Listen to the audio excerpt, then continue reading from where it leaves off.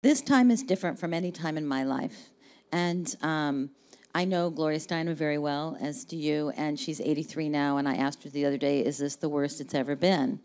Hoping that she'd give me some sort of fortune cookie answer of like, everything moves and swells, and she said, no, it's the worst it's ever been.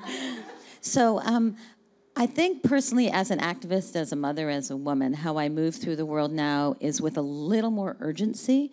Like we've been plodding along to get equality for women, of course, for an equal pay, paid sick leave, of course, before us, the right to vote, and reproductive rights, and the ability to walk down the street without being battered and raped.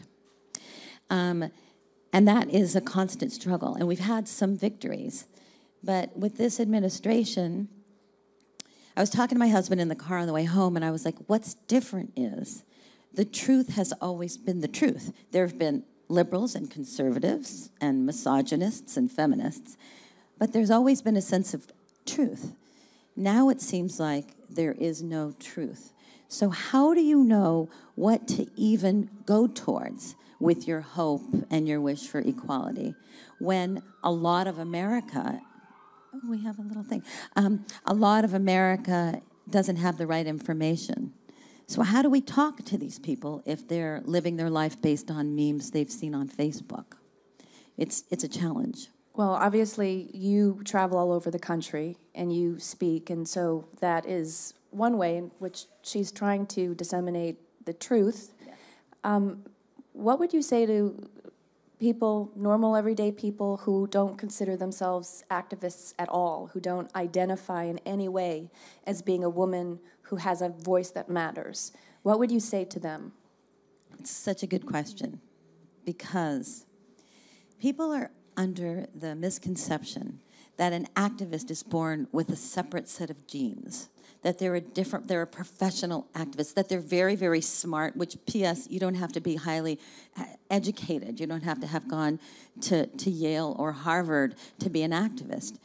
All you do is identify that feeling of unrest in your gut, something that you just can't stand. If you just can't stand that our environment is going to hell, if you just can't stand that women are being beaten and battered and raped, if you just can't stand inequality, if you just can't stand racism and xenophobia and everything that's happening in our country, including, you know, being attacked for religious beliefs, but whatever it is that moves you, you just take the next step forward. I don't want to sound like a bumper sticker, but everything you do matters. Everything you do matters. And you don't have to be equipped with a college degree. You don't have to go to some political school. You follow whatever it is that moves you, that you can't stand that it exists, and you just take the next step. You tweet it, you organize, just have some people over in your backyard. Well, it's New York City, we don't have backyards. But in your living room, you go online. There's something that you can put on your phone that's free called Make 5 Calls. You tell it what you're interested in, and it reminds you to make a call. You can donate if you have a little of extra dough. Marching. This march was the big... Were any of you at the march? Yeah, they're all over, yeah. One of the reasons this march was so big was because we were in such crazy despair and disbelief, but another reason was because of the internet, because you can connect to like-minded people who feel that same fire that you feel. So my message about being an activist is you don't have to be the smartest person. You don't have to be educated. You don't have to be hooked up with the grandest organization. You don't have to have a lot of dough. You know what to do. You know what to do. You reach your hand out and you help. I want you to talk a little bit about the project that you're doing with Gloria Steinem. I'm so lucky to be doing a lot of projects with Gloria Steinem, but one of them that we... They're besties, by the way. Besties. It's crazy. But still, when I'm around her, I still have a bubble around my head that goes like, I can't believe we're friends. I can't believe it. Right now, we are workshopping a play that I created with my friend Amy Richards about Gloria's life. And the reason that we created it was for what we just talked about, to show people that Gloria was just a girl in Toledo, in lower middle class family, and just followed what her heart and mind told her that she was able to do in the world. She wasn't equipped with an activist uniform. And so that's what we're hoping in this play, is to show her life so that everyone who sees it believes what they can do in the world. So you and I are both blessed to be mothers. Yes. And you have a daughter. I do. Which is a whole other thing, and I imagine is very meaningful for you given your activism. How have you seen her generation reacting to the threats and the changes in our democracy, and how do you think we as adults can support the younger generations, because this is a very drastic change? You know, my daughter, who is a feminist and very aware, she goes to the new school here, which is, you know, pretend hippie school. It's very liberal. We like it. And she's an artist. You don't have to apologize for being a hippie. No, I mean, you know, it suits her. And so she's very liberal and has an array of friends of different sexualities and come from all over. But after Trump won, which was a huge shock to us, I think you and I cried that night for several hours. She came into the kitchen and said to me, "We were Obama babies. We didn't know this could actually happen. And although we talk on Facebook and we intellectualize about the state of the world and the rights that we want to have, this is different, and now we need to really do something." I'm so sad that it took that for her to realize that, but I'm happy that her and her friends are dedicated to doing what they can do. They're really the only hope. The best, if ever I feel like I just can't even take it anymore from the news and what's happening in the world, I go to a rally and I immediately feel great. I get a bubble tea and I go to a rally and I'm so happy. But the thing we've been noticing is that it's all like 25 and under. And so there is so much hope at those marches and rallies. I mean, you just look and you go, okay, so here's the future.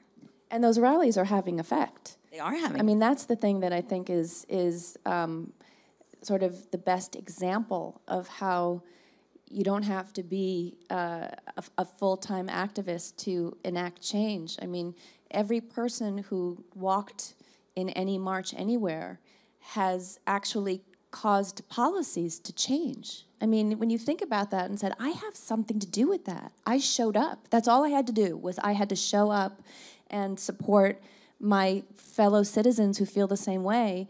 It actually is kind of beautiful to know that you have that power. And it reminds us that the majority of this country are on the right side of right.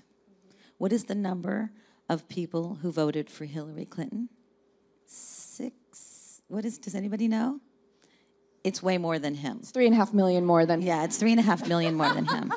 So I'm not assuming that everybody here has the same politics as Deborah and I. Please do, or talk to me later. Find me. But we need to remember that how much more? 3 million. 3 million more voted for Hillary Clinton. Can I ask you a question? Ooh, she's turning the tables. What the? Huh? So we're both in the industry, the show business industry. Yes. And one of the reasons that I fell madly, madly in love with Deborah Messing was because during the election and after the election, people were sort of disappeared. And I think there is a fear, if you are a known person, that if you have a point of view, you won't get hired, or you'll lose your Twitter followers, or people won't buy your CDs or something, your DVDs, and you won't get cast, because I think the myth is, in order to be believed, this makes me laugh so hard, in order to believe that you're another character, you must move through the world as a ghost and not have any opinions. It's such bullshit. Oh, can we say that? You just did. Oh, we just did.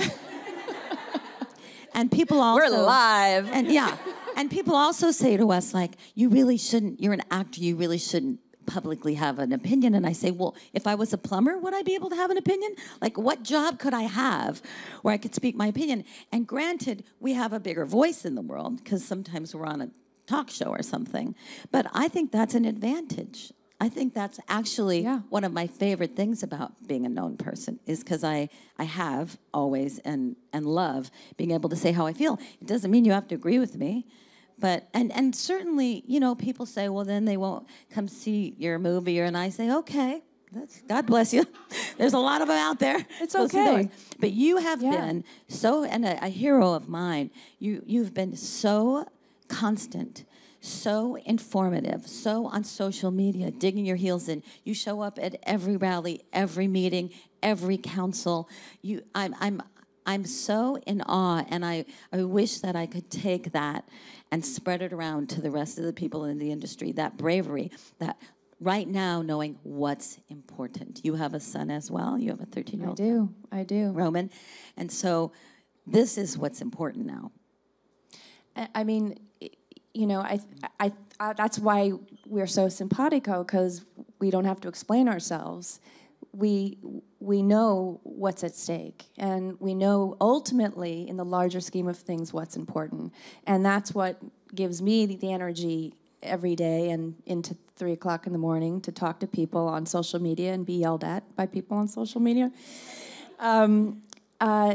is because I care, and like you said, I have a strong point of view, and absolutely, I do not expect most people to agree with me, but I think that, especially in times like now, that a dialogue is the thing that is most vital. So, like you, I'm like, all right, if they don't watch my next movie, it's all right. It's okay. You know. You know, it's so funny. Shout out to my Twitter followers, because I don't have that many, but none of them are mean. No, your Twitter followers. They're so nice. You know, the fans on Twitter, they're really special. And Instagram, too. I mean, they're like, they're all in. Yeah, all right. they're not. They haven't called me names yet or anything. A couple of them. Before we open and I mute. I just learned to mute. Oh, you sweetheart. don't want to hurt their feelings, even though they're on a different side of politics. You don't want to block them. I don't want to hurt those feelings. Oh, honey, I've moved on to block. I started with mute, and I'm just like, I know, I don't have time for that.